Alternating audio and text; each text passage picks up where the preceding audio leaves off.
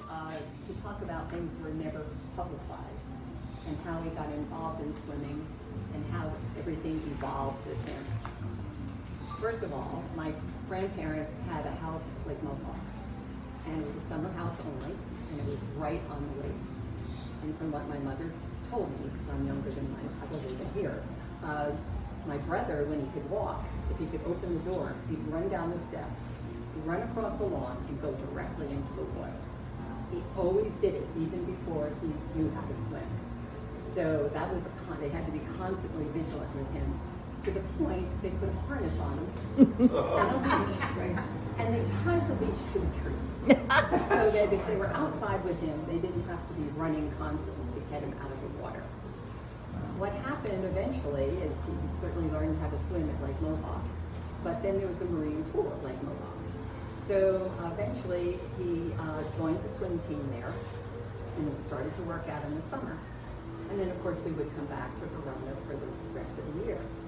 And my parents found out about that the pool in Montclair Y was available, and there were coaches there. So he started going to the Montclair Y. And there he met his coach, eventual coach, his significant coach, Mr. Alexander. And they called him Mr. A. He was quite an unusual person. If you ever looked up his obituary, he had degrees in about 6 totally different areas. And he was a developer. And because he had some money, he was able to give time back to youth. He lost his only child when she was a young girl, about 2 years old. So he dedicated a lot of his life to children. So from Mr. A, of course, we could only use the Montclair Y, maybe 1 day a week to practice. So my parents constantly had to drive him to different pools all around northern New Jersey, and even going into New York City to practice, which was quite unusual. Not quite so popular today in terms of that. With Mr. A, my brother, obviously, as you know, he turned out to be quite tall, almost 6'7". And when he was growing, what Mr. A concentrated on was stroke. He's concentrated on not only stroke and technique, but he concentrated on his ability to time himself. And Mr. A would put on the watch, and when Jed finished a lane, he would ask Jed, what was your time?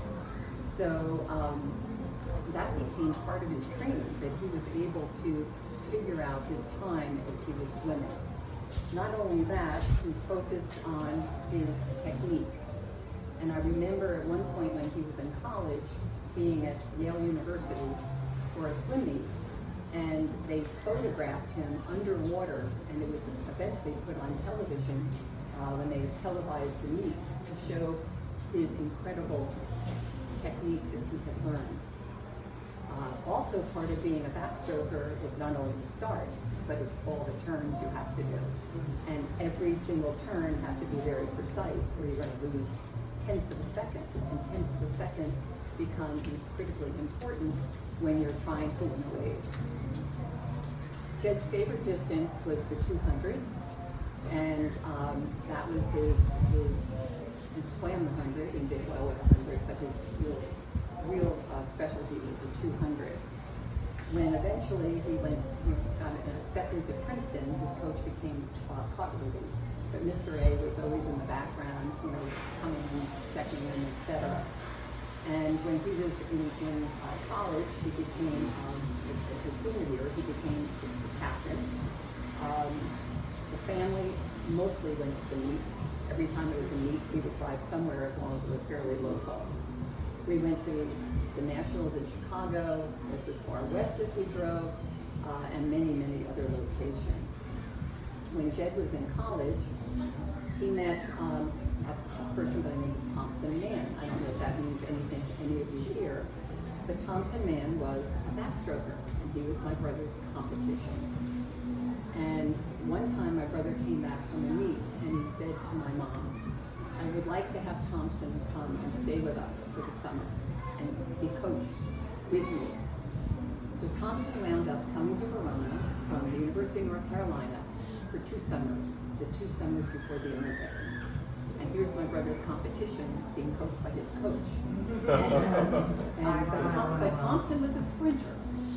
So as it turned out, the Olympic trials that particular year was held in New York, in the Bronx.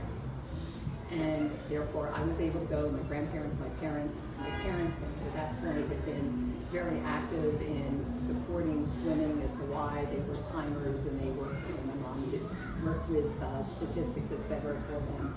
So we all went, and I was invited to usher winners, 1, 2, or 3, up to the podium to get their awards. There was a group of women, young women, would say, college-age students, that did that. And when my brother qualified, we were over the moon, obviously.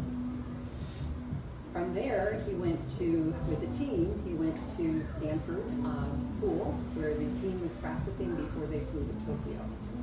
And I was in college at that point, my junior year, and I was able to go down there for the weekend and be involved with all the swimmers and watching them as they were being coached before they left for the Olympics. Word of the results of the Olympics, no cell phones, remember? And I was in a dormitory with a payphone at the end of the hall. My mother was teaching at Verona High School, biology teacher. You know that, I see some nodding heads. And I understand that she found out that Jed won when Mr. Willard, the principal, came down to her classroom and told her that he had won gold. So I found out when the phone at the end of the hall in the dorm rang and someone picked it up and said, "Judy, you have a message."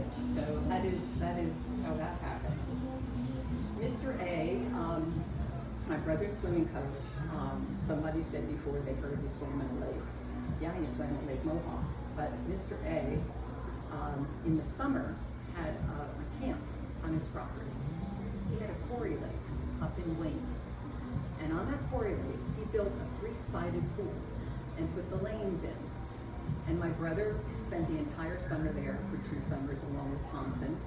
And as a reward to give Mr. A recognition after the Olympics, the fact that he wound up having 2 gold medal winners, because Thompson also won gold, and they both set world records. They named Alexander Avenue. So if you're going up Route 23 and you see Alexander Avenue, you should always think that was my brother's swimming coach. And that is why Alexander Avenue has that name. Wow. So Jed swam the 200-meter backstroke and won, as you know. It was early in the Olympics, so he was not allowed to walk on the field for the opening. He was there for closing, but he could not go out. They didn't want any muscles or anything tightened. It was just crazy. He was allowed to go to the beach in the summer one time because walking on sand would tighten up muscles in some way that I didn't understand, but Mr. A did, which is what counted. So he always had one time that they were there in the summer. But that quarry lake was unbelievable. Showed Mr. A's dedication to his students. When Thompson swam the 100 on the 400-meter relay. He set a world record going out in the 100. He could not swim an individual event because there was no 100-meter individual event.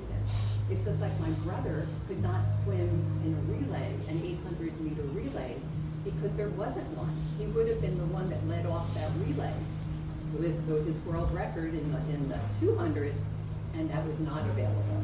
So it's just a whole different thing. I should also mention that back then, you could not have, no one could be rewarded in any way. You had to be a total amateur. It's totally different now. He was not allowed to accept a dinner even from anybody, unless we were going out as a family and we're doing something like that, but he could not get any reward ahead of time to maintain his amateur status. That's also changed, as you know, and the other thing that's changed is he got $0 for winning.